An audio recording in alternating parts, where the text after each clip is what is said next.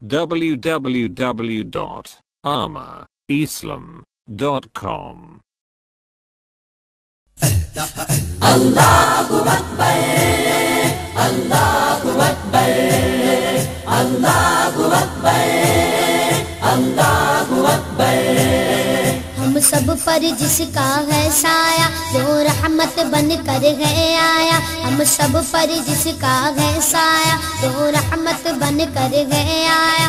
ए प्यारे नबी के दीवानों, मीलाद का मौसम है आया। अल्लाहु अकबर, अल्लाहु अकबर, अल्लाहु अकबर, अल्लाहु अकबर।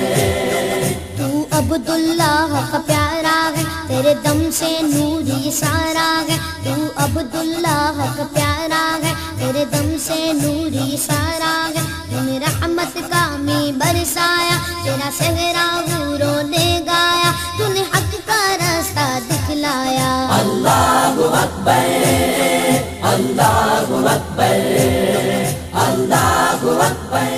अल्हम्दुलिल्लाह, अल्हम्दुलिल्लाह नहमदुहु व नस्तईनुहु व नस्तगफिरुहु व नऊज़ु बिल्लाहि मिन शुरूरि अनफुसिना व मिन सय्यिआति अअमालिना। मन यहदिहिल्लाहु फला मुदिल्ल लहु व मन युद्लिल्हु फला हादिय लहु। ونشهد أن لا إله إلا الله وحده لا شريك له ولا طريق له ولا نظير له. ونشهد أن سيدنا وحبيبنا مولانا محمدا عبده ورسوله الذي أرسله بالحق بشيرا في كلامه المجيد وفرقانه الحميد. أعوذ بالله من الشيطان الرجيم. بسم الله الرحمن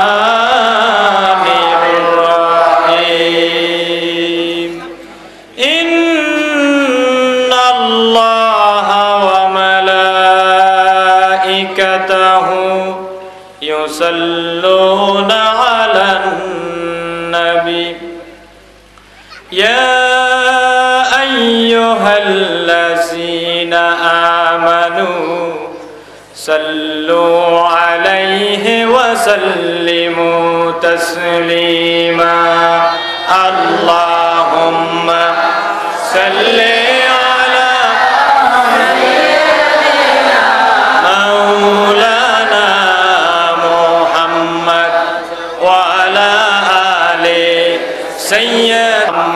জোরে সরে পড়েন আল্লাহুম্মা সাল্লি আলা সাইয়্যিদিনা মাওলানা মুহাম্মদ ওয়া আলা আলি সাইয়্যিদিনা মাওলানা মুহাম্মদ। পয়দা হইয়া দিনের নবী না দেখিলেন পিতার মুখ, 6 বছরের কালে নবী হারাইলেন মায়ের বুক। আল্লাহুম্মা সাল্লি আলা সাইয়্যিদিনা মাওলানা মুহাম্মদ ওয়া আলা আলি সাইয়্যিদিনা মাওলানা মুহাম্মদ। অধ্যকার শাহ আব্দুল্লাহ দরবার শরীফ কর্তৃক আয়োজিত 2 দিনব্যাপী বার্ষিক ইসালে সওয়াব মাহফিলে আগত সম্মানিত আল্লাহ প্রেমিক, রসুল প্রেমিক মুসলমান ভাইয়েরা, हजरात उलमा इकराम, मुरब्बियान एज़ाम, सामिईन, तालिबुल इल्म, এলাকাবাসী এবং মুরিদানবৃন্দ, বিভিন্ন অঞ্চল থেকে আগত সম্মানিত সুধীমণ্ডলী, পর্দার আড়ালে অবস্থানরত আমার সম্মানিত মা এবং বোনেরা, আসসালামু আলাইকুম ওয়া রাহমাতুল্লাহি ওয়া বারাকাতুহু। মহান আল্লাহ রাব্বুল ইজ্জাত ওয়াল জালালের রাজ দরবারে লাখ কোটি শুকরিয়া আদায় করি, যেই মহান রব্বে কায়না, রব্বে জুল জালাল আমাদেরকে আল্লাহর এই পবিত্র মজলিসের মধ্যে, জান্নাতের টুকরার মধ্যে এই দীর্ঘক্ষণ যাবৎ আসার এবং বসার সুযোগ করে দিলেন। আমরা পড়ি আলহামদুলিল্লাহ, সবাই পড়ি আলহামদুলিল্লাহ। আল্লাহ পাক যদি আমাদেরকে এহসান না করতেন, আমাদের মতো গুনাহগার গোলামরা এই জান্নাতের বাগানে আসা সম্ভব হতো? সবাই বলেন হতো? নিশ্চয়ই আল্লাহ পাকের শুকরিয়ার কারণে আল্লাহ পাক আমাদেরকে বাছাই করে, যাচাই করে আল্লাহর এই নবীর মজলিসে, আল্লাহর ওলির মজলিসে একত্রিত করেছেন। বলি আলহামদুলিল্লাহ। আমরা সবাই গোলাম কার? সবাই বলেন কার? প্রশংসা আদায় করব কার? আল্লাহর প্রশংসা যদি আমি আর আপনি আদায় না করি, যদি আমরা স্টেক করি যে আমরা আল্লাহর গোলামি করব না, আল্লাহর ইবাদত করব না, আল্লাহর প্রশংসা আদায় করব না, আল্লাহর কি কোনো ক্ষতি আছে? সবাই বলেন আছে? কোনো ক্ষতি নাই, বরং আমার আর আপনার জীবনের লাভ আর ক্ষতি আমার ইবাদতের উপরে, আমার আমলের উপরে। ঠিক কিনা বলেন? সম্মানিত ভাইয়েরা, আল্লাহর প্রশংসা আদায় করতে করতে শেষ হবে না। এই ঘোষণা আমার না, আপনার না, কার? আর কার জবান দিয়ে প্রকাশ করেছেন? আল্লাহ পাক বলছেন, আল্লাহ রাব্বুল আলামিন আজ থেকে ১৫০০ বছর পূর্বে তার হাবিব জনাবে মুহাম্মদুর রাসূলুল্লাহ সাল্লাল্লাহু আলাইহি ওয়াসাল্লামের পবিত্র জবান থেকে বের করে আল্লাহ পাক বলছেন, হাবিব আপনি বলেন। কোরআনে কারিমে আল্লাহ পাক তা কোট করে রেখেছেন। আল্লাহ পাক বলেছেন তার হাবিবের জবান দিয়া, قُلْ لَوْ كَانَ الْبَحْرُ مِدَادًا لِكَلِمَاتِ رَبِّي لَنَفِدَ الْبَحْرُ قَبْلَ أَنْ تَنْفَدَ كَلِمَاتُ رَبِّي وَلَوْ جِئْنَا بِمِثْلِهِ مَدَدًا। সুবহানাল্লাহ বলেন।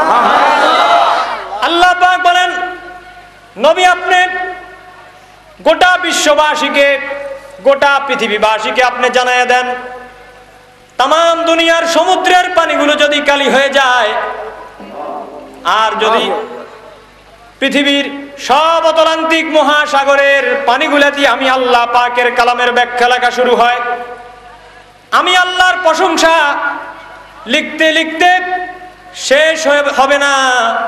ওই সমুদ্রের অতলান্তিক তলদেশের মহাসাগরের পানিগুলা শেষ হয়ে যাবে।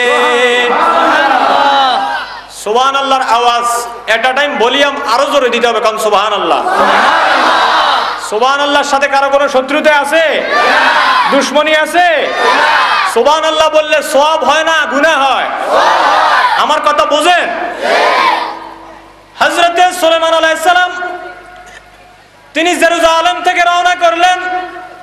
সুলাইমান আলাইহিস সালাম রওনা করতে করতে সুলাইমান আলাইহিস সালামকে আল্লাহ পাক একটা কুদরতি সিংহাসন, কুদরতি আল্লাহ তক্তা দিয়েছিলেন। সুলাইমান আলাইহিস সালাম যখন জেরুজালেম থেকে তিনি ভ্রমণ করার জন্য রওনা করতেন, তিনি যখন ওখান থেকে তার এই সিংহাসন নিয়ে বের হতেন, ৬ ঘন্টায় গোটা পৃথিবী তিনি ভ্রমণ করতে পারতেন। সুলাইমান আলাইহিস সালাম এইভাবে পথ দিয়ে তিনি আকাশ দিয়ে উড়ে যাচ্ছেন। যাওয়ার সময় সুলাইমান আলাইহিস সালাম দেখতেছেন জমিনের নিচ থেকে একটা লোক তার এই সিংহাসন, কুদরতি সিংহাসন থেকে পড়তেছে সুবহানাল্লাহ। সুলাইমান আলাইহিস সালাম ডব দিয়া নিচের দিকে নেমে আসলেন, তার সিংহাসনকে নিচের দিকে নামায় আনলেন।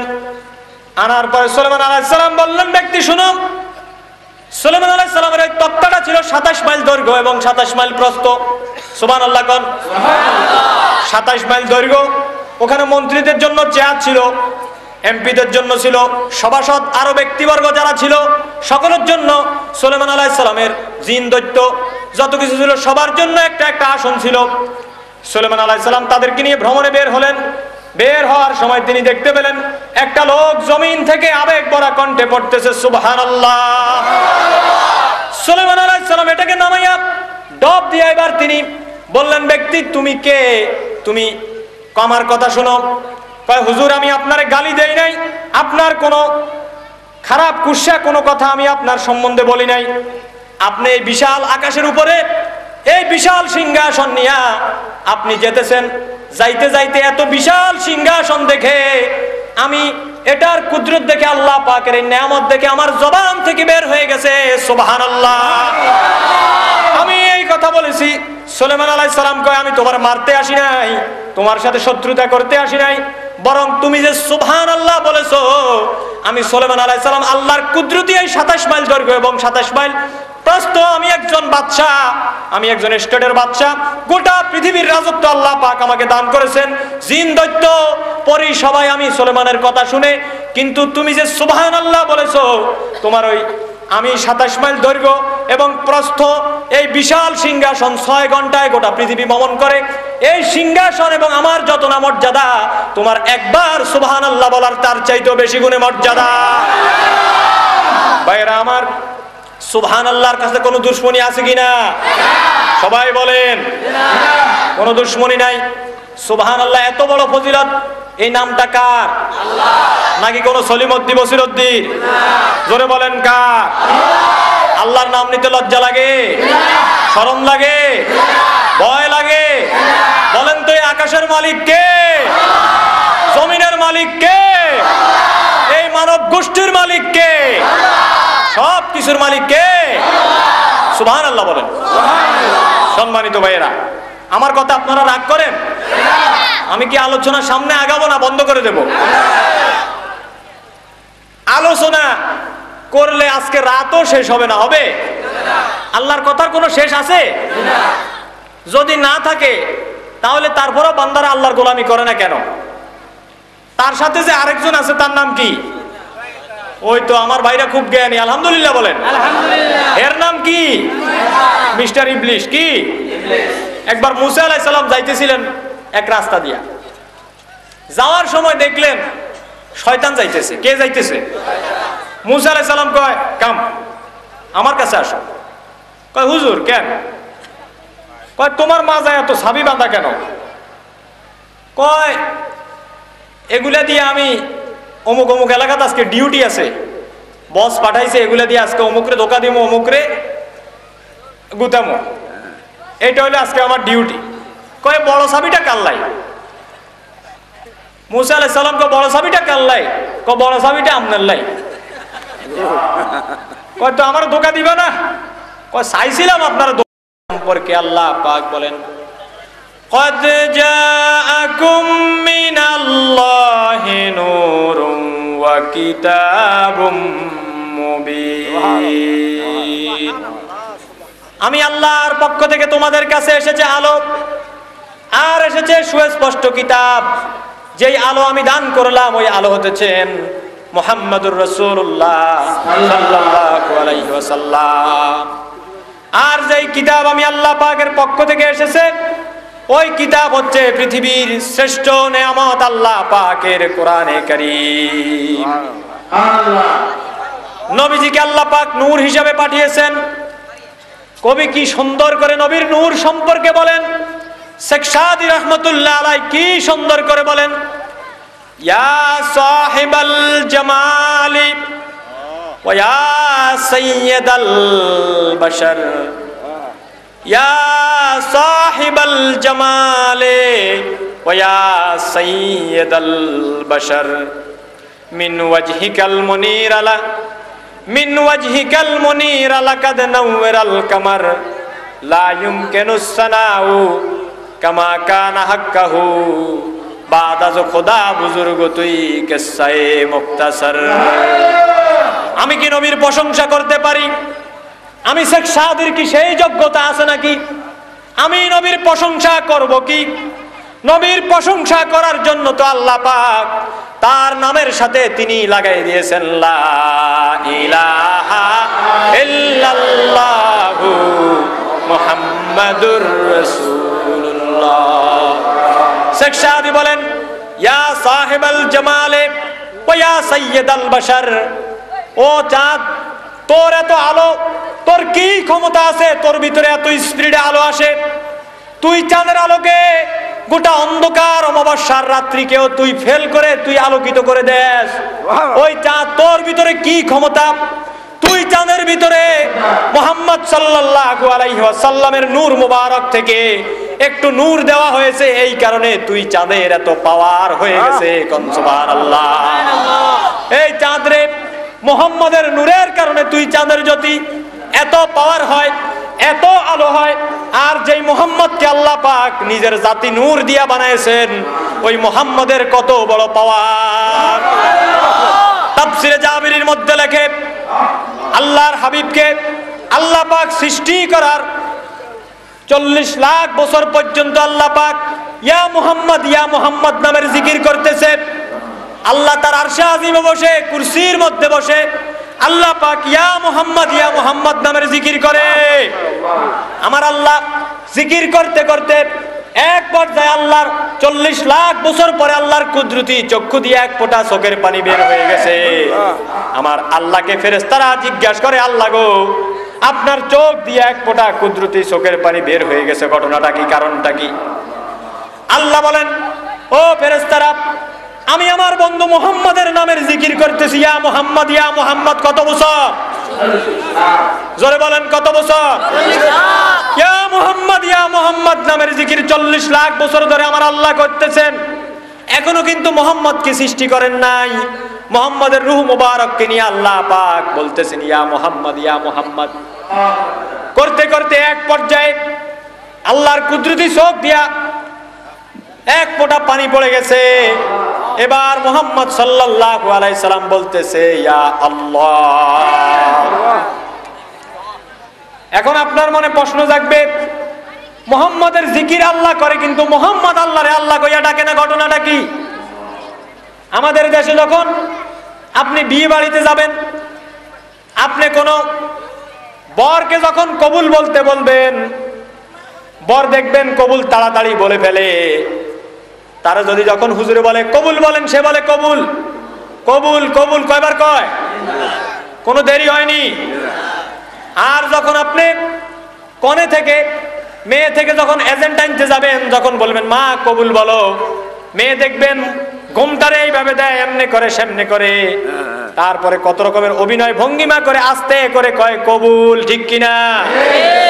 এখন মেয়ে, এখানে বর হলো প্রেমিক আর কনে হলো, বর হলেন প্রেমিকা, কনে হলেন প্রেমিক। এখানে আমার আল্লাহ বলেন আমি হলাম আমার বন্ধু মুহাম্মদের প্রেমিক, মুহাম্মদ হলো আমার প্রেমিকা। কোন সুবহানাল্লাহ।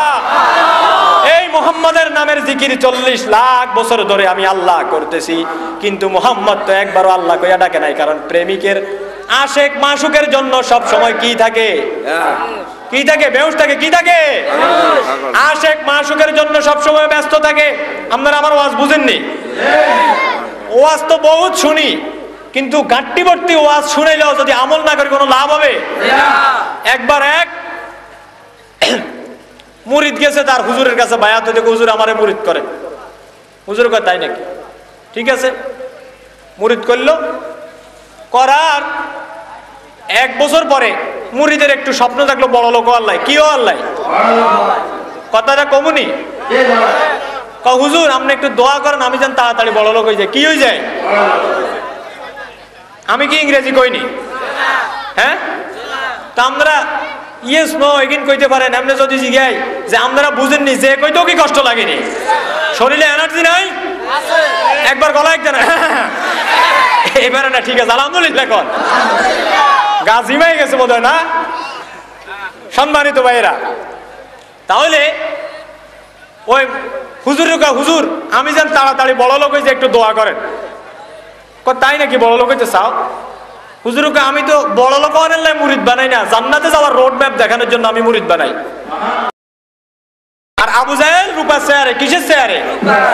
আবু জাহেল রূপার চেয়ারে, আর নিজে বসবে বাচ্চা হাবিব বিন মালিককে বসাবে কোথায়? এবার নবীজি রওনা করলেন, আল্লাহর নবী রওনা করলেন এই বিশাল সমাবেশের মধ্যে। আজকে নবীজিকে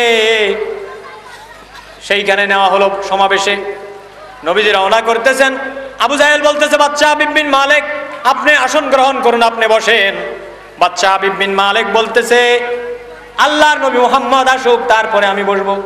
কার বসেন? Sit down please, sit down. কনা মোহাম্মদকে আমি দেখি নাই, সে কেমন আমি তাকে আগে দেখবো, তারপর আমি চেয়ারে বসবো। আল্লাহু আকবার, আল্লাহু আকবার। সূরাতে ইউসুফ বেদারি হিকমতে লোকমানে মা, সূরাতে ইউসুফ বেদারি হিকমতে লোকমানে মা, কারিয়ে কুরআবারি আই দিলে শাদে মানে মা। সৌন্দর্যের দিক থেকে ছিলেন সবচাইতে বেশি সুন্দর, গোটা দুনিয়ার অর্ধেক সুন্দর ইউসুফ আলাইহিস সালাম। আর হিকমতের দিক থেকে ছিলেন লোকমান। আমার আল্লাহ বলেন ইউসুফ আলাইহিস সালাম ছিল হযরত ইয়াকুব আলাইহিস সালামের চোখের মণি, জুলাইখার প্রেমিক। একজন হলেন জুলাইখার প্রেমিক, একজনের জন্য পাগল হলেন জুলাইখা, আর আরেকজন হলেন আমার বন্ধু মুহাম্মদ, যার জন্য পাগল হয়ে গেছি আমি আল্লাহ। সূরাতে ইউসুফ বেদারি হিকমতে লোকমানে মা, কারিয়ে কুরআবারি আই দিলে শাদে মানে মা। আল্লাহর নবীকে আল্লাহ পাক এত ইজ্জত এত সম্মান আল্লাহ পাক দিয়েছেন, মর্যাদার সবচাইতে বড় স্তরে আল্লাহ পাক তার হাবিবকে রেখেছেন। বাচ্চা হাবিব বিন মালিককে আমি চেয়ারে বসবো না, যেই মুহাম্মদকে আজকে এই সমাবেশে ডাকছো ওই মুহাম্মদকে আগে আমি দেখতে চাই।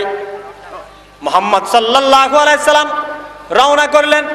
রওনা করতে করতে এক পর্যায়ে আল্লাহর নবী যখন সমাবেশের সামনে উপস্থিত হয়ে যাচ্ছেন, বাচ্চা হাবিব বিন মালিক অস্থির হয়ে গেছেন, তার শরীরের ভিতরে কাঁপ চলে আসছে।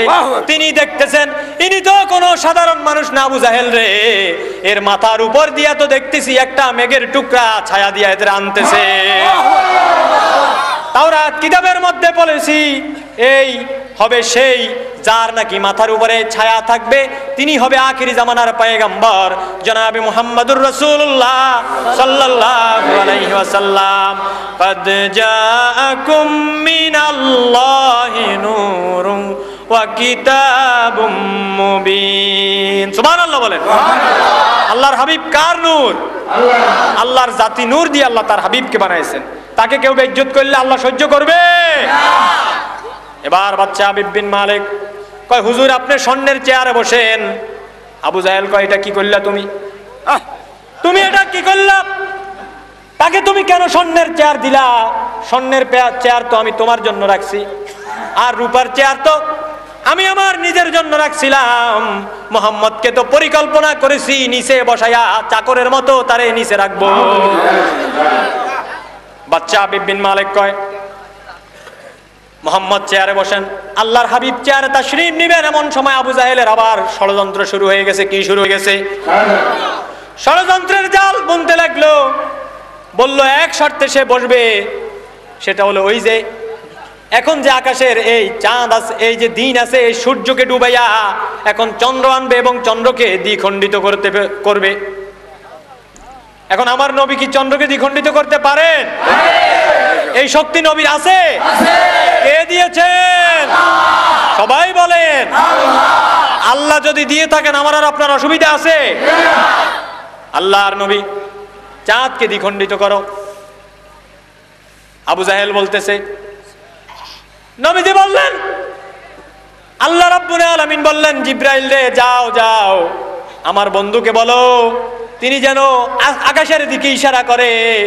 আকাশের দিকে ইশারা করতে না করতে ও আকাশের চাঁদ ও আকাশের সূর্য অস্তমিত হয়ে চন্দ্র উদিত হয়ে গেছে। এবার রাসূল আকরাম সাল্লাল্লাহু আলাইহি সাল্লাম চিন্তা করলেন, সূর্য হয়তো ডুবেছে, সূর্য চলে গেছে, চন্দ্র এসেছে। এবার চন্দ্রটাকে আমি কেমনে দ্বিখণ্ডিত করব?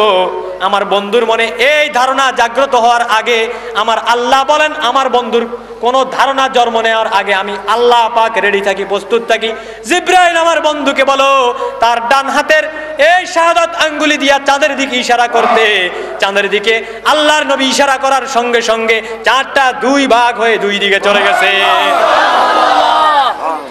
নবীজির এই অবস্থা দেখে বাচ্চা হাবিব বিন মালিক আশ্চর্য হয়ে গেছে। ব্যাপার কি, এই লোক তো কোনো সাধারণ লোক নয়। বলেন সাধারণ কিনা? বলেন সাধারণ নেই, কোন সাধারণ মানুষ তো হবে না।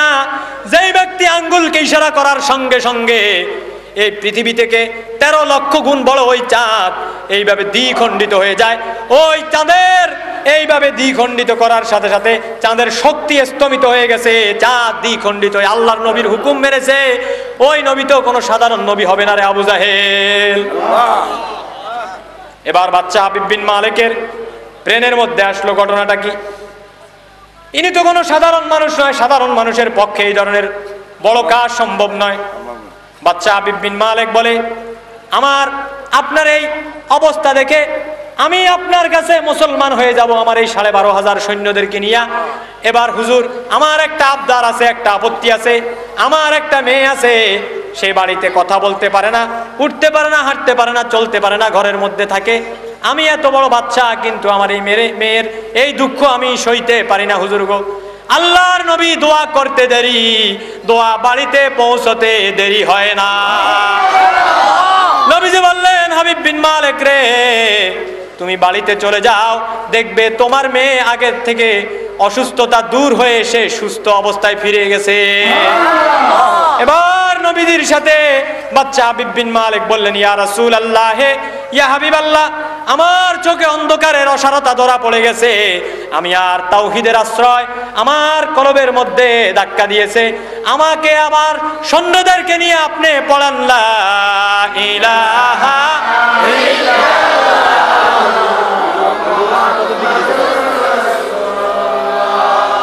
তাহলে আল্লাহর নবীর শক্তি আসেনি? আল্লাহ যদি দিয়ে থাকেন তাহলে এই শক্তি কেড়ে নেওয়ার মতো ক্ষমতা কারো আছে? কারো নাই।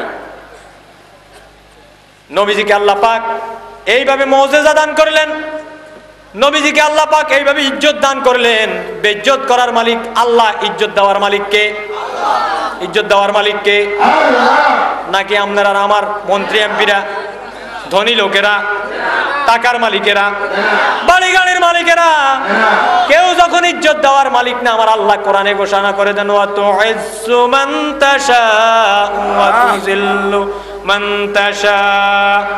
ইজ্জত আমি আল্লাহ যাকে দিতে চাই তার ইজ্জত কেউ হিংসা করে চেষ্টা করে নিতে পারবে না, আর তাকে আমি বেজ্জতি করতে চাই তাকে কেউ ইজ্জত বাড়াইতে পারবে না।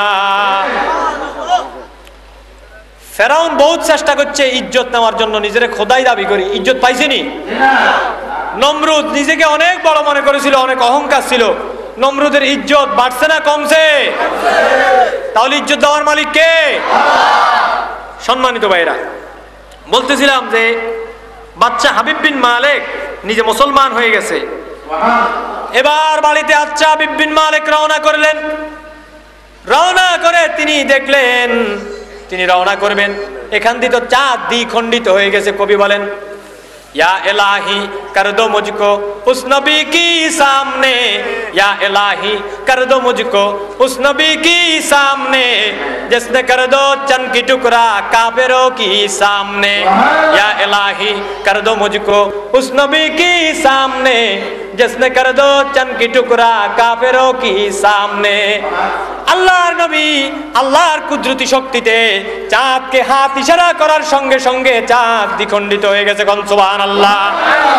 এবার বাচ্চা হাবিব বিন মালিক বাড়িতে রওনা করলেন। বাড়িতে রওনা করে তিনি তার কন্যাকে ডাকলেন, মারে মা একটু বের হয়ে আয়। কন্যার জবান ছিল না, বোবা ছিল, আঁধা ছিল, চোখে দেখতো না। তেনার মেয়ে বলতেছেন, আব্বাজান আমি ভিতরে আছি, আপনি আসেন। আপনি যেই লোকের কাছ থেকে এসেছেন ওই লোককে আমি জীবনে একবার দেখতে চাই, ওই মুহাম্মাদের কাছে আমাকে নিয়ে চলে। बर मोहम्मद मीरा शानम सद सलम आशफिए मुजरिमा इमामुल क़ियम। बर मोहम्मद मीरा शानम सद सलम आशफिए मुजरिमा इमामुल क़ियम। खुदा खुदा मद है आफरी मुस्तफा बस मोहम्मद हामिदे हामिदे खुदा बस। खुदा मद है खुदा मद है आफरी मुस्तफा बस मोहम्मद हामिदे हामिदे खुदा बस। सुबहानाल्लाह বলেন। তাহলে মুহাম্মাদের প্রশংসা স্বয়ং করেন কে? আল্লাহ মুহাম্মাদের প্রশংসা করেন। আমার আর আপনার জবানে মুহাম্মাদের প্রশংসা আসে না। কত হতভাগ্য আমরা, কত দুর্ভাগা। বলতেছিলাম ভাইয়েরা, বাচ্চা হাবিব বিন মালিক কালেমা পড়ে মুসলমান হয়ে গেছে নবীজির এই ঘটনা দেখে। আরো একটি ঘটনা আপনাদের সামনে বলি। হযরতে জাবের রাদিয়াল্লাহু তাআলা আনহু, বলেন নাম কি? জোরে বলেন নাম কি? হযরতে জাবের রাদিয়াল্লাহু তাআলা আনহুর স্ত্রী, অনেক দিন যাবত ওনার একটু ইচ্ছা আল্লাহর নবীকে বাড়িতে দাওয়াত দিয়ে নিয়ে খাওয়াবে, আল্লাহর নবীকে দাওয়াত করবে, নবীকে বাড়িতে নিবে। নবীজি কখন যাবে নবীর দাওয়াতের জন্য? হযরত জাবেরের স্ত্রী একটা বকরি তিনি অনেক দিন ধরে রেডি করে রেখেছেন, ব্যবস্থা করে রেখেছেন। হযরত জাবেরের স্ত্রী নবীজির আগমনে অনেক দিন যাবত অপেক্ষা করতে করতে এক পর্যায়ে এবার নবীজি দাওয়াত কবুল করলেন। আমার দিকে লক্ষ্য করেন, এদিকে লক্ষ্য করেন, কেউ কথা বলবেন না। মাহফিলের আদব যদি কেউ নষ্ট করেন তাহলে তার মুনাজাত আজকে কবুল হবে না, ঠিক কিনা বলেন? কেউ যদি জরুরত থাকে তাকে উঠার সুযোগ করে দেন, আর কারো জরুরত না থাকলে দাঁড়ানো ভাইয়েরা সবাই বসে যান, বসেন, বসে যান। নবীকে বাড়িতে নিয়ে আজকে দাওয়াত দিয়ে মেহমান করে খাওয়াবে। নবীজি হযরতে জাবেরের বাড়িতে যাবে। জাবেরের দুইটা বাচ্চা ছিল।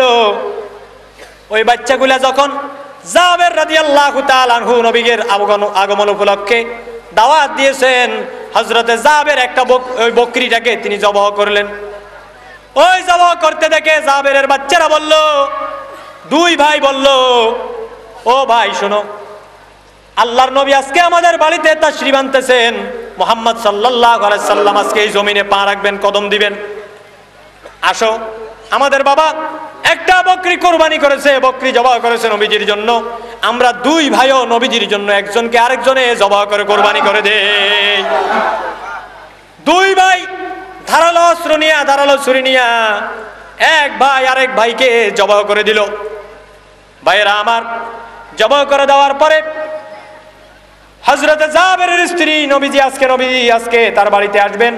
এই দুই বাচ্চা যখন কোরবানি হয়ে গেল, দুই বাচ্চাকে যদি এখন সামনে আনে তাহলে নবীজির দাওয়াত খেতে অসুবিধা হয়ে যাবে, সমস্যা হয়ে যাবে। এজন্য তাদেরকে ঢাকনা দিয়ে আলাদা এক জায়গায় রেখে দিয়েছেন। আর হযরতে জাবের রাদিয়াল্লাহু তাআলা আনহুকে বলতেছেন, আল্লাহর নবী কেন এখনো আসে না? বিশ্ব নবী রাহমাতাল লিল আলামিনের জন্য মেহমানদারি শুরু, তিনি কখন আগমন করবেন তার জন্য খাওয়া রেডি করো। খাওয়া দাওয়া সব রেডি করা হলো। রেডি করার পরে এক পর্যায়ে ব্যবস্থা করার পরে আল্লাহর নবী যখন বাড়িতে আসলেন, এখন খাওয়া শুরু করবেন। নবীজি আমার খাওয়া শুরু করার সময় জাবেরকে বললেন, জাবের রে, তোমার যে দুইটা ছোট্ট বাচ্চা আছে, ওই বাচ্চাকে আমি নবীর সামনে নিয়ে আসো, ওরা আমার সাথে বসে খাবে। ওই দুই বাচ্চা তো আশিকে রাসূল, নবীজির আগমন শুনে দুই ভাই, এক ভাই আরেক ভাইয়ের গলা কেটে একজন আরেকজনকে কোরবানি করে দিয়েছে। জাবেরের স্ত্রী ওই দিক থেকে কাঁদতেছে, চোখ দিয়ে বেয়ে বেয়ে পানি পড়তেছে। জাবের রে, আল্লাহর নবীকে গিয়ে বলো তারা খেলাধুলা করতে গেছে, তারা ঘরের মধ্যে নাই। হযরতে জাবের বলেন, স্বামী গো, আল্লাহর নবীকে গিয়ে বলো তোমার দুই বাচ্চা খেলাধুলা করতে গেছে, তারা ঘরে নাই। হযরত জাবের বলেন, প্রাণের স্ত্রী গো, এত বড় মিথ্যা কথা আমি নবীর সামনে কেমনে বলবো? আমার বাচ্চারা কোথায় গেছে খেলা করতে, আমি তাদেরকে নিয়ে আসি। ওই দুই বাচ্চাকে নিয়ে আসতে গেছে, খেলার ময়দানে পায় না। কিছুক্ষণ পরে স্ত্রীর চোখ দিয়ে বেয়ে বেয়ে পানি পড়তেছে জাবেরের স্ত্রীর। ও স্ত্রী, তুমি কাঁদো কেন? কয় স্বামী রে, তোমার 2 বাচ্চা আজকে আল্লাহর নবী এই বাড়িতে আসবে, নবীজির নামে তুমি যে কোরবানি দিয়েছো, তুমি যে পশু জবাহ করেছো, ওই জবাহ তারা সহ্য না করতে পেরে তারা নবীজির আশিক হয়ে নিজেদেরকে নিজেরা জবাহ করে কোরবানি হয়ে গেছে। হযরত জাবের কাঁদতেছে, আল্লাহর নবীর কাছে খবর পৌঁছায় গেছে। নবীজি বলতেছেন ব্যাপারটা কি, তোমার সন্তানরা এখনো আসে না কেন?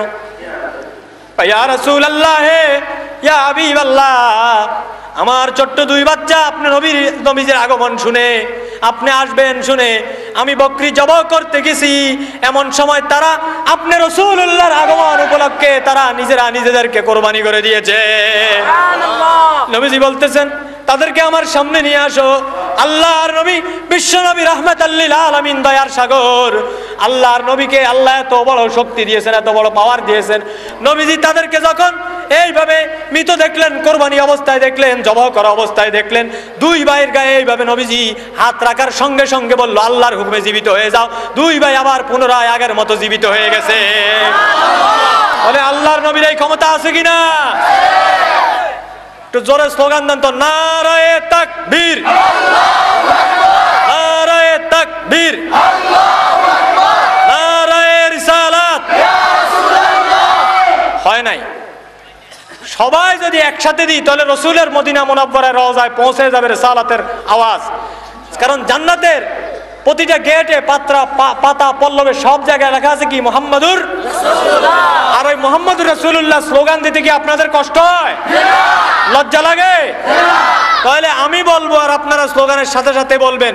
আমি বলি নারায়ে তাকবীর, নারায়ে রিসালাত, তোমার নবী আমার নবী, তোমার নবী আমার নবী, আল কোরআনের আলো,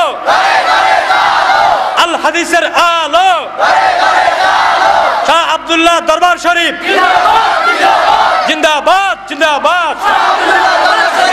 আল্লাহ কবুল করুক, বলো না আমিন।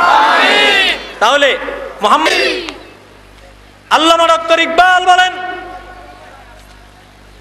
কুওয়াতে ইश्क से हर पुश्तों को भला कर दे, कुव्वते इश्क से हर पुश्तों को भला कर दे, दहर में इसमें मोहम्मद से उजाला कर दे। তুচ্ছরে আজ করো গো উচ্চ, প্রেমে পুণ্যে করো মহৎ, মুহাম্মাদের নামের আলোকে উজ্জ্বল করো সারা জগৎ। কি মোহাম্মদ সে ও পাতুনে তু হম তেরে হ্যায়, কি মোহাম্মদ সে ও পাতুনে তু হম তেরে হ্যায়, ये जहाँ सीज है किया लौहो कलम तेरे है। ও বান্দা, তুমি যদি মুহাম্মদ সাল্লাল্লাহু আলাইহি ওয়াসাল্লামের সাথে মহব্বত রাখো, ভালোবাসা রাখো, তো এই দুটা দুনিয়ার সাধারণ গাড়ি বাড়ির মালিক নয়, দুনিয়ার সম্মানের মালিক নয়, আল্লাহ রাব্বুল আলামিনের লৌহ কালামের মালিক তুমি হয়ে যেতে পারো। কোরআনে কারীমের গ্যারান্টি আল্লাহ পাক দিচ্ছেন, কুল ইন কুনতুম তুহিব্বুনাল্লাহ ফাত্তাবিউনি ইউহিব্বুকুমুল্লাহ ওয়া ইয়াগফির লাকুম যুনুবাকুম ওয়াল্লাহু গফুরুর রহিম। হে নবী, আপনি বলে দেন, ইন কুনতুম তুহিব্বুনাল্লাহ, তোমরা যদি কেউ আল্লাহকে পেতে চাও, আল্লাহকে ভালোবাসতে চাও, ইন কুনতুম তুহিব্বুনাল্লাহ, তাহলে তোমরা আমি আল্লাহ রাব্বুল আলামিনের নবী হিসাবে আমাকে পাঠাইছেন, আমার মহব্বত সবার আগে করো। আমি নবীর মহব্বত করলে পরে আমি আল্লাহর মহব্বত, তখন তোমার আর কোনো আল্লাহর মহব্বতের জন্য কোনো সমস্যা হবে না। ভাইরা, মুহাম্মদ সাল্লাল্লাহু আলাইহি সাল্লাম এমন একজন নবী, এমন একজন পাওয়ারফুল লিডার, এমন একজন মেসেঞ্জার, যার মতো সম্মানিত, যার মতো মর্যাদাবান, যার মতো মনীষী পৃথিবীতে আর আসবে না। একটা বই লেখা আছে, এই বাচ্চাগুলো উঠে কেন? বসেন বসেন, বেয়াদবি করবেন না, এটা বেয়াদবির জায়গা। যারা মাহফিলে আদব কায়দার খেলাফ কোনো কাজ করে এরা কি আসলে মাহফিলে আসে নাকি এরা মূলত বেয়াদবি করতে আসে? মাহফিলে আসতে পারে দুই শ্রেণীর লোক, বলেন কয় শ্রেণীর? একটু দুরূদ শরীফ পড়েন। সালাতুন ইয়া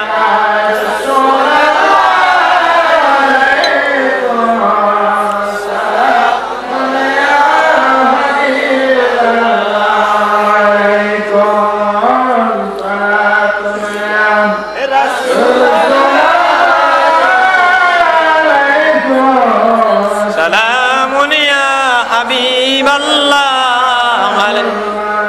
शान ने सब पैदा किया मोहम्मद की नूर से,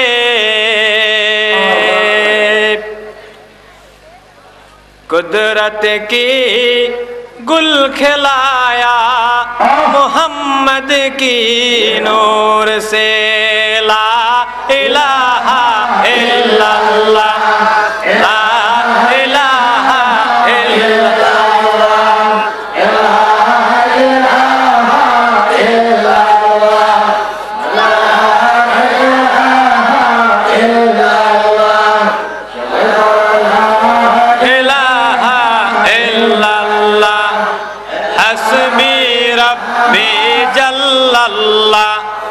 माफी कल्बी गैरुल्लाह नूर मोहम्मद सल्लल्लाहु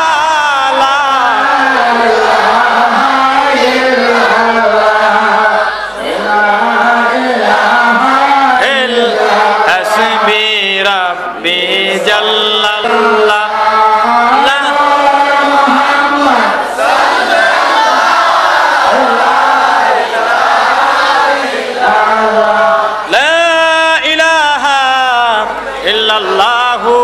মুহাম্মাদুর রাসূল। এই মাহফিলে যে রাত্রি যাবত আপনারা বসে কষ্ট করে ওয়াজ শুনতেছেন, এটার তো একটা পুরস্কার আছে, আছে না? ওই পুরস্কারটার কথাই বলতেছিলাম ভাইয়েরা। মাহফিলের মধ্যে আল্লাহর রসুলের কথা যেখানে হয়, নবীজির কথা যেখানে হয়, আমার আল্লাহর কথা যেখানে হয়, সেখানে আসে কয় শ্রেণীর লোক? টু শ্রেণীর লোক। টু শ্রেণী কেন? ইংরেজি কইলে বেশি বুঝে। দুই শ্রেণীর লোক। বলেন কয় শ্রেণী? দুই শ্রেণীর লোক। এক নম্বর শ্রেণী হইল তারা যারা, আগে বলি গন্ডগোল করবেন না, চুপ হয়ে মনোযোগ সহকারে কথাগুলো শুনেন। হয়তো এই জীবনের শেষ মাহফিল, এটা এই জীবনের শেষ মুনাজাত। এই মুনাজাতে যে দোয়া কবুল হবে বিশ্বাস হয়? কলিজার মধ্যে ডাক দেয় আল্লাহ কবুল করে, বলেন আমিন। তাহলে এই মুনাজাত হয়তো আপনার আর আমার জীবনের হয়তো শেষ, সমাপ্ত। এরপরে হয়তো বা কেউ কবরের সাথী হয়ে যাবেন, ওই গহীন অন্ধকার কবরে এক একজন শুয়ে থাকবেন। কোটি কোটি বছর অমাবস্যার রাত্রির চাইতেও কঠিন অন্ধকার কবরে শুয়ে থাকতে হবে। জাগে না তো জাগলে अफलाके छाया तले, जागना तू जागले अफलाके छाया तले, हशर तक से जोना पड़ेगा खाके छाया तले। ये हम सब मुसाफिर कबोरा करे ठिकाना, ये हम सब मुसाफिर कबोरा करे ठिकाना। कोई आगे रवाना हो कोई पीछे रवाना, मौतो कासिन कुल्लो नासिन शारेबो, मौतो कासिन कुल्लो नासिन शारेबो, कब्र बैतिन कुल्लो नासिन दाखिलो। इश्क बामुर दाना बाशद पायदार, इश्क बामुर दाना बाशद पायदार, इश्क राबा हय्युमो कय्यो मुनार, इश्क बामुर दाना बाशद पायदार, इश्क बामुर दाना बाशद पायदार, इश्क राबा हय्युमो कय्यो मुनार। কবি বলেন এই দুনিয়া হলো মুসাফিরের জিন্দেগি। বলেন কিসের জিন্দেগি? এই দুনিয়া আমরা কেউ থাকতে আসি নাই। যত বড় আমির হোক, ফকির হোক, রাজা হোক, ধনী হোক, গরিব হোক, যত বড় শিক্ষিত হোক, বড় হোক, সবাইকে একদিন এক জায়গায় চলে যেতে হবে। ওই জায়গায় কোটি কোটি বছর ঘুমায় থাকতে হবে।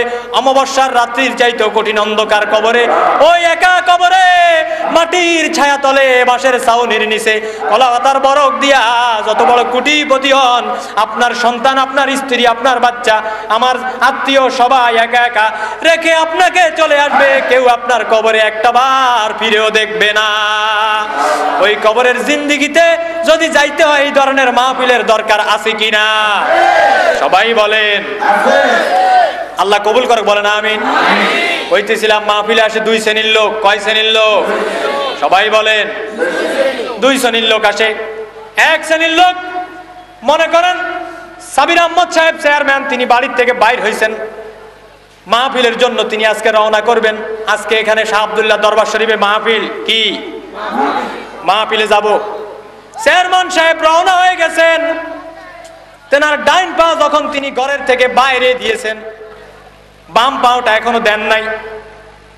সাবির সাহেবের ডাইন পাওটা দেওয়ার সঙ্গে সঙ্গে, বাম পা দেওয়ার আগে আমার নবীজি বলেন তার জীবনের সমস্ত গুনাহ খাতাগুলি আল্লাহ মাফ করে দেয়। দ্বিতীয় শ্রেণীর লোক কারা? নাম্বার 2 কারা? 2 নাম্বার শ্রেণী হইল তারা যারা মাহফিলে আসার জন্য হয়তো কোনো প্রস্তুতি নাই, আসছে হয়তো নুর ইসলাম বাবুল ভাইয়ের কাছে। আমার এলাকার বাবুল সাহেব, তিনি বাড়ি থেকে রওনা করছেন, হয়তো যাবেন অ্যাডভোকেট হেলাল আমিন সাহেবের কাছে। যাইয়া বলছেন আপনার কাছে আমি আসছি আজকে একটা দরকারে, একটা ব্যাপারে, আমার একটা কাজ আছে। পথে আইসা তিনি শুনলেন অ্যাডভোকেট সাহেব বললেন এইখানে আজকে মাহফিল। বলেন কিয়া? এখানে মাহফিল হইতেছে। এই মাহফিল হইতেছে, তিনি কিন্তু নিয়ত করে বাবুল সাহেব বাইর হন নাই। অ্যাডভোকেট সাহেবের মুখে যখন শুনলেন মাহফিল হইতেছে, তিনিও রওনা করলেন মাহফিলের দিকে, ওয়াজ শোনার জন্য, মাহফিলে অংশগ্রহণ করার জন্য।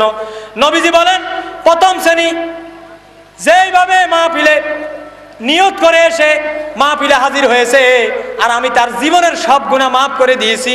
দ্বিতীয় শ্রেণী, সে নিয়ত করে না আসলেও আমি তারে ওইভাবে প্রথম শ্রেণীর মতো মাফ করিয়া দে। নবীজি বলেন কেন কেন মাফ করিয়া দেই? মনে করেন আপনার বাড়িতে মেহমান দাওয়াত দিয়েছেন, আপনি 10 জন, বলেন কয়জন? সবাই বলেন কয়জন? 10 জন মেহমান দাওয়াত দিয়েছেন। 10 জন মেহমান দাওয়াত দেওয়ার সাথে সাথে যদি আরো 5 জন বেশি আসে, আপনি কি তাদেরকে খাওয়াবেন না না খাওয়াবেন? বলেন খাওয়াইবেন কিনা? যারা যারা খাওয়াইতেন না এরা কয় খাওয়াবো না, এদের জবান দিয়া কথা বাইর হয় না। বলেন খাওয়াইবেন কি খাওয়াইবেন না? ব্যাগে খাওয়াইবেন। আরে হুজুরে নিয়ে একদিন দাওয়াত দিয়ে খাওয়ামু, হুজুরের লগে চলে গেছে আরো 10 জন, এখন হেদেরকে কি না খাওয়াইয়া বাড়ির থেকে ফিরে দেওয়া যায়নি?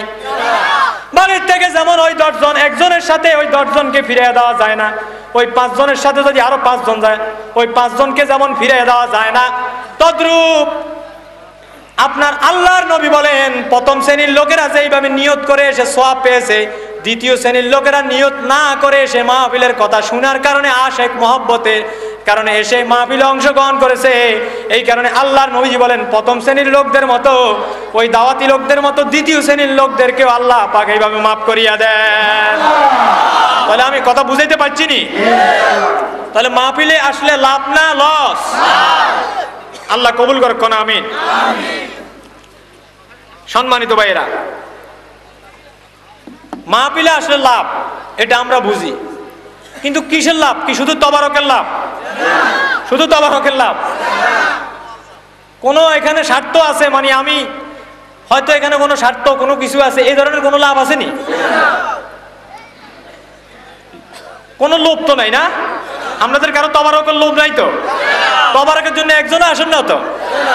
আসলে লোভে পাপ, কিরকম মৃত্যু? একটা ঘটনা বললে শুনবেন। যদি তবরকের জন্য না আসেন, লোভ না করেন, তাহলে এই ঘটনা থেকে শিক্ষা নেন। আল্লাহর একজন পয়গম্বর ছিল হযরত ঈসা আলাইহিস সালাম। বলেন নাম কি? এই কর্নারের হুজুর এতারা কি আমরা দেখতে পারেন না মনে হয়? আপনারা কন না কা? এর নাম কি? আপনারা ব্যাকে কন তার নাম কি? ঈসা আলাইহিস সালাম। ঈসা আলাইহিস সালাম একবার তিনি রওনা করবেন সফরে। কোথায়? সফরে। আমার কথার উত্তর দিয়েন, কারণ আমি যে আপনাদেরকে প্রশ্ন করি আপনারা কি বিরক্ত হন, রাগ হন? কেন প্রশ্ন করি? হুজুর পাক সাল্লাল্লাহু আলাইহি সাল্লাম যখন কোনো বয়ান করতেন সাহাবীদের সামনে, 3 বার করে একটা কথা জিজ্ঞাসা করতেন যেন সাহাবীদের মন থেকে এটা মুছে না যায়। এজন্য আপনাদেরকে শিক্ষার জন্য আমি বলতেছি, আপনাদেরকে কষ্ট দেওয়ার জন্য বলিনি। আলহামদুলিল্লাহ বলেন। আল্লাহর পয়গম্বর ঈসা আলাইহিস সালাম যাইতেছে সফরে। যাওয়ার সময় এক ইহুদি কা, হুজুর আমি আপনার লগে যাবো। আমি কি করব? আপনার সাথে যাব। এখন কয় চল, কথা বলবেন না। ঈসা আলাইহিস সালাম রওনা করলেন। হযরত ঈসা আলাইহিস সালাম রওনা করলেন। রওনা করতে করতে এক পর্যায়ে ঈসা আলাইহিস সালাম সামনে দেখলেন একটা নদী। বলেন কিয়া? আপনারা নদী দেখছেন নি? নদী, নদী দিয়ে আপনারা চলেন নৌকা দিয়া, আমরা চলি নৌকা দিয়া, লঞ্চ দিয়া, স্টিমার দিয়া। ঈসা আলাইহিস সালাম নদীর উপরে পাও বাড়াবে, ওই ওদিকে হুজুর সর্বনাশ, আমরা তো পানি সুবুনি খাইয়া নিচের দিকে নাইমা যাব। হযরত ঈসা আলাইহিস সালাম কয়, ইহুদি চুপ কর, আমি আল্লাহর পয়গম্বর, নদী আমার, পানি আমার কথা শুনে আমি ডুববো না। ঈসা আলাইহিস সালাম ওই ইহুদির দিয়া কয়, আয় সামনে আগা। ইহুদি কয়, হুজুর আমার ভয় লাগে। ও হুজুর আমার কি লাগে? এখন ইউসুফ আলাইহিস সালামের ভয় লাগে। কি লাগে? ভয় লাগে। এক পর্যায়ে ইউসুফ, তখন সে নদীর দিকে পা বাড়াইছে। এখন দেন না, পানির নিচে যায় না। পানির নিচে কি করে না? ওই ইহুদি কয়, হুজুর গো, আমি তো এখন আপনার সাথে রওনা করছি, আমার খুব খিদা লাগি গেছে নদীতে যাইতে যাইতে। হযরত ঈসা আলাইহিস সালামের কাছে 3টা রুটি ছিল। জোরে কোন কয়টা? সবাই কোন কয়টা? 3টা রুটি ছিল আল্লাহর পয়গম্বর ঈসার কাছে। ঈসা আলাইহিস সালাম কয়, ঠিক আছে ধরো, এখান থেকে একটা রুটি তুমি খাও, একটা রুটি আমি খাই, আর একটা রুটি পরের জন্য রেখে দাও, পরে খাবো। এখন ঈসা আলাইহিস সালাম একটা খাইলেন, ওই ইহুদি আর একটা খাইলো। ইহুদি কয়টা খাইলো? একটা। কয়টা? ঈসা আলাইহিস সালাম কয়টা খাইলো? খাইয়া ঈসা আলাইহিস সালাম ঘুমাই পড়ছে উপরে এক জায়গায় যাইয়া। ইহুদি কয়, ঈসা আলাইহিস সালাম যখন ঘুমাই গেছে, এক কাম করি, উনি মনে হয় এই রুটির কথা আর মনে নাই, আমি রুটি এটা খাই ফেলাই। হে আল্লাহ রহমতে স্টার্ট দিছে খানা স্টার্ট দিই, রুটি ফ্যাটের ভিতরে যাই, হজম হয়ে গেছে। রুটি জানার পরে এখন ঈসা আলাইহিস সালাম ঘুম থেকে জাগি, কয় আমার খুব খিদা লাগছে, রুটিটা কই দাও। ইহুদির রুটি কি করলা? আল্লাহর কসম হুজুর আমি দেখি না। তো নিল কে? হুজুর জানি না কে নিছে। এইখানে আমি খাই নাই, এটা সত্য কথা, তবে কে নিছে এটা আমি বলতে পারবো না। হযরত ঈসা আলাইহিস সালাম বললেন, ঠিক আছে, তুমি যখন খাও নাই তখন চলো সামনে রওনা করি। কোথায় রওনা করি? সামনের দিকে। হযরত ঈসা আলাইহিস সালামের সাথে ইহুদি রওনা করলো। রওনা করতে করতে এক পর্যায়ে ইহুদি হঠাৎ করে ঈসা আলাইহিস সালাম ওই ইহুদিকে রওনা করতে করতে দেখতেছেন একটা হরিণ যায়। কি যায়? ওই হরিণ যাওয়ার সময় ঈসা আলাইহিস সালাম হরিণটারে কয়, হরিণটা এইদিকে আয়। হরিণটা জবাই করলো। হরিণটা জবাই কইরা দুইজনে মিলে খাইলো। খাওয়ার পরে এখন হরিণের হাড্ডিগুলা কয় রেখে দাও। কয় কেন হুজুর? কয় পরে কাজে লাগবে, রেখে দাও। হরিণের হাড্ডিগুলা গাট্টির মধ্যে রেখে দিয়েছে। রেখে দেওয়ার পরে এবার হযরত ঈসা আলাইহিস সালাম সামনের দিকে রওনা করছে। রওনা করে এবার কয়, আমি এত বড় একটা হরিণ রে জবাই করে তোমারে খাওয়াইলাম, এখন হরিণ এটারে যদি আমি জিন্দা করি তাহলে তুমি বলবে কিনা রুটি কে খাইছে? কয় হুজুর আমি জানি না।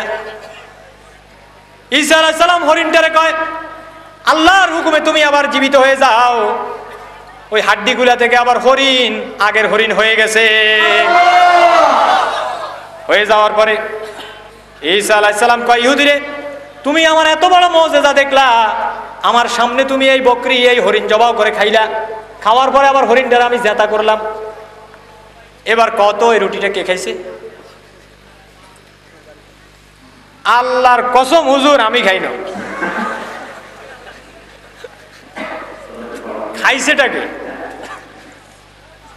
হযরত ঈসা আলাইহিস সালাম এবার কয়, আরেকটু সামনে অগ্রসর হয়ে গেছে। পথের মধ্যে কতগুলা বালু, কি বালু চিনেন না? কতগুলা বালি দেখছে। বালি দেখার পরে ঈসা আলাইহিস সালাম ওই বালিগুলা দিয়া 3টা স্বর্ণের চাক্কা বানাইছে। কয়টা? সবাই বলেন কয়টা? স্বর্ণের দাম, স্বর্ণের কথা শুনলে সবাই থেকে ভালো লাগে, কারণ এটার দাম বেশি। হযরত ঈসা আলাইহিস সালাম 3টা স্বর্ণের চাক্কা বানায় ফেলছে। বানায় ফেলার পরে এবার ঈসা আলাইহিস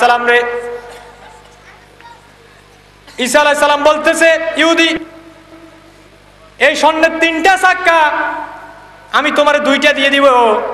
এবার সত্যি করে কও, রুটিটা কে খাইছে? হুজুর সত্যই 2টা চাক্কা দিবেন? 2টা চাক্কা না, 3টা দিয়ে দিব। আল্লাহর কসম আমি রুটিটা খাইছি। এই কথা বলে সামনে চলে গেছে। বেঈমান, তুই রুটি খাইছ? আমার এই মুজিজা দেখার পরে প্রথম থেকে কসম কাড়ি কাড়ি কইতেছ তুই খাস না, অন স্বর্ণের লোভে তুই কস তুই খাইছ। যা, তোর মতো বেঈমানরে নিয়ে আমি আর সফরে নিব না, তুই চলে যা আমার সামনে থেকে। সফর থেকে হযরত ঈসা আলাইহিস সালাম তারে বাইর করে দিলেন। দেখেন ভাই, লোভে পাপ, পাপে মৃত্যু। আমি আসল ঘটনা আসতেছি। ঈসা আলাইহিস সালাম চলে গেলেন। ওই ইহুদি সামনে রওনা করতেছেন। রওনা করতে করতে এক পর্যায়ে দেখতেছেন এক ডাকাত দল, তার সামনে 3 জন লোক। কি দল? হাইজাকার কইলে আপনারা বেশি চিনেন, সন্ত্রাস কইলে আরো ভালো চিনেন। চুল একটু বড়, তারপরে যাই জিন্সের প্যান্ট একটা পরা থাকে, এরপরে কলার ঝুলাইয়া শার্ট একটা থাকে পিছনের দিকে। তিনি হয় তখন নেতা, তিনি হয় দেশের শ্রেষ্ঠ সন্ত্রাস, ঠিক কিনা? সন্ত্রাস চিনার জন্য তিনি এটার একটা পেশা বানায় নিছে, ঠিক নি? আবার একটা হুন্ডা রাখে, এটার কি হুন্ডাকে? এক্সেল হুন্ডা নি কয়। একটা এক্সেল হুন্ডা রাখে, কয় এটা রাখলে আমার নেতা নেতা লাগে, আমার সন্ত্রাস সন্ত্রাস লাগে। এটা দিয়া টক্কা দিয়া 22 হাত লম্বা দিব বাঘের মতো। এখন 3 সন্ত্রাসের সামনে দেখা, জোরে কোন কয় সন্ত্রাসের সামনে? 3 সন্ত্রাসের সামনে দেখা হয়ে গেছে। 3 সন্ত্রাস কয়, কাম কাম, এদিকে আসো। কয় ভাই কিল্লাই?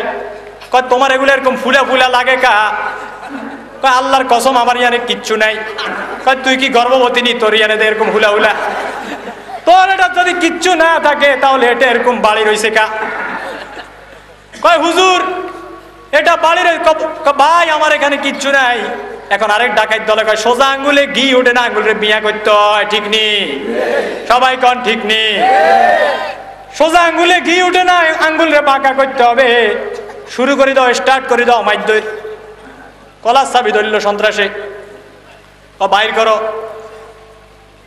শার্টের কলার খুলি, দেখলো ভিতরে স্বর্ণের চাক্কা একটা এখান দিয়ে, একটা আরেকখান দিকে, আরেকটা মনে হয় নিচে আছে। এখন নিচের দিকে হাত দিতে দিতে দেখে সত্য আরেকটা চাক্কা নিচে আছে। সত্যি নিচের থেকে চাক্কাটা নিয়া এবার কয়, তুই এখানে কেন আসছস? এত স্বর্ণ পাইলি কই? তুই কি কোনখান থেকে ডাকাইতি করে আসছস নি? মানে সোরের উপরও বাট পারি। এখন তারে মাইর দই শুরু করে 3 জনে মিলে তারে মারি ফেলাইছে। আমার কথা শুনতে কোনো অসুবিধা হয়? শেষ করে দি। ডাকাত দল তারে মারি ফেলাইছে। মেরে ফেলার পরে এখন 3 জনে খুশিতে নাচতে নাচতে বাড়ির দিকে যায়। বাড়ির দিকে যাইতে যাইতে কয়, এত বড় স্বর্ণের চাক্কা পাইয়া গেছি, জীবনের বড় লোক হয়ে গেছি রে, আর জীবনে সন্ত্রাসী করা লাগবে না, টাকার অসুবিধা হবে না। চল আজকে যাই ধুমধাম করে আমরা একটু মিষ্টি দোকান থেকে আনি, মিষ্টি খাই। একটারে ফাটাইছি মিষ্টি আনানোর জন্য। ওই 3 সন্ত্রাসের মধ্যে এক সন্ত্রাস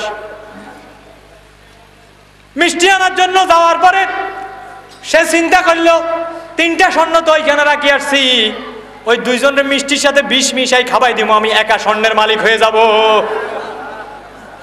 কয়জন মালিক? একজন। আমি নিজে বড় লোক হয়ে যাব, জীবনের বড় লোক। ওই 2 জনে ফুর্তি করতেছে, মিষ্টি আনতেছে, খামু আর আনন্দ করবো। কেমন আনন্দ? জীবনের আনন্দ আজকে মিটাই নিব, এত স্বর্ণের চাক পাইছি। এই 2 জনে আবার এখান থেকে যুক্তি করতেছে, হে যখন মিষ্টি লই আইব তারে শুধু স্টার্ট করিবা, মাইর দিতে শুরু করিবা। আইসে আরে ভাইয়া মিষ্টি আনছি, বিষ মিশাইয়া, বিষের মিষ্টির ভিতরে যে বিষ ওইটা জানে না, এখন খাইবো আনন্দ করে। রাখ তোর মিষ্টি রাখ, আগে তোরে কিছু ভালো মন্দ খাওয়াই। সলিমদ্দি স্টার্ট দে।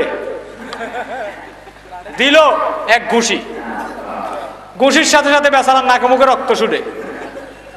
সলিমুদ্দিন মন্টু মিয়ার কয়, মন্টু আমার তো আর শক্তি নাই, তুই আরেকটা দে। মন্টু মিয়া দিল আরেক ঘুষি। ঘুষির শেষে বেচারার অবস্থা আগের জায়গায় আসেনি, আসেনি, এখন বেহুশ হয়ে যায় না। সলিমুদ্দিন আর মন্টু দুইজনে মিলিয়ে একসাথে কিলানো শুরু করছে, অবস্থা খারাপ, ওই লোক মরে গেছে। স্বর্ণের মালিক এখন কয়জন? সবাই বলেন কয়জন? দুইজন। স্বর্ণের মালিক হন মন্টু মিয়া আর সলিমুদ্দিন। মন্টু মিয়া কয়, আহ তোর একটা আমার একটা তো আছে, আরো একটা থেকে অর্ধেক 50-50, তোর অর্ধেক অর্ধেক আমার। জীবনের বড় লোক, আর কোনোদিন কষ্ট করা লাগতো না, চুরি আর করা লাগতো না। কয় সোরের বাড়ির বিল্ডিং ওঠে না, আমরা স্বর্ণ বেশি বিল্ডিং না, আমরা 10 তলা দালান টাওয়ার বানাইবো। কি বানাইবো? বনে কত পরিকল্পনা, কত আশা, পরিকল্পনা নিয়ে বেচারারা আনন্দে স্বর্ণ বাগাবাগি করে। কয় তোমারে আমি একটা মিষ্টি খাওয়াই বিয়ের দিন, বের কম বোরে জামাইয়ে মিষ্টি খাবা, জামাইয়ে বোরে মিষ্টি খাওয়াই। কয় এই না বিয়া জমছে। এখন কয় তুই অজ্ঞা খা, আই তোর অজ্ঞা খাওয়াই। মিষ্টি খাওয়ানোর শুরু, খাই কয় বুক জ্বলে রে জ্বলে, বাঁচতাম না মনে হয়। কিরে এটা কি মিষ্টি, এটা কোন দোকানের মিষ্টি, এরকম মিষ্টি পৃথিবীতে আবার আসেনি কোনো। ওই দুইজনও কি শেষ? তাহলে আর কি রইল? স্বর্ণ স্বর্ণের জায়গা। লোভে পাপ হয়, পাপে মৃত্যু হয়, মিলছিনি জোরে কন, লোভে পাপ হয়, পাপে মৃত্যু হয়, কথাটা ঠিক নি? আমরা মাহফিলে কি তবারকের জন্য না নবীর প্রেমের জন্য, অলির প্রেমের জন্য? আলহামদুলিল্লাহ বলেন। একটু দরুদ শরীফ পড়েন। আল্লাহুম্মা সাল্লি আলা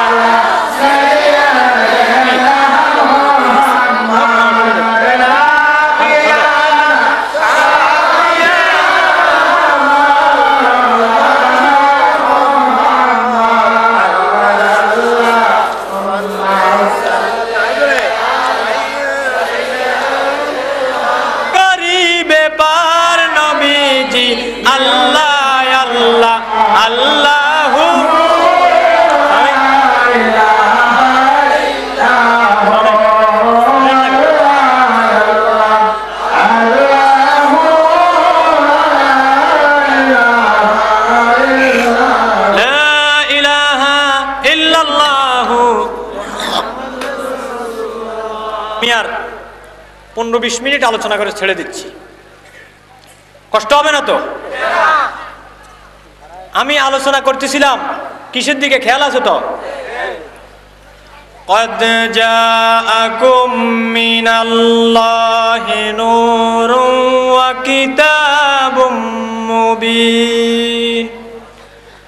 আল্লাহ পাক বলছেন আমি আল্লাহর পক্ষ থেকে আসছে কি? জ্যোতির্পিণ্ড, নূর। কি আসছে? আমি আমার বিষয়ের দিকে ফিরে যাচ্ছি। আমি আল্লাহর পক্ষ থেকে কি আসছে? সবাই বলেন কি? নূর আসছে। ওই নূর এসে আমি আল্লাহ গোটা জাহানকে নূরানি করে দিয়েছি। কোন সুবহানাল্লাহ। আল্লাহর নবীর জীবনী সম্পর্কে কয়েকটা কথা বললাম, আরো সংক্ষেপে কয়েকটা কথা বলার চেষ্টা করব। নবীজি আমার এত মর্যাদা, এত ইজ্জত নবীজির ছিলেন।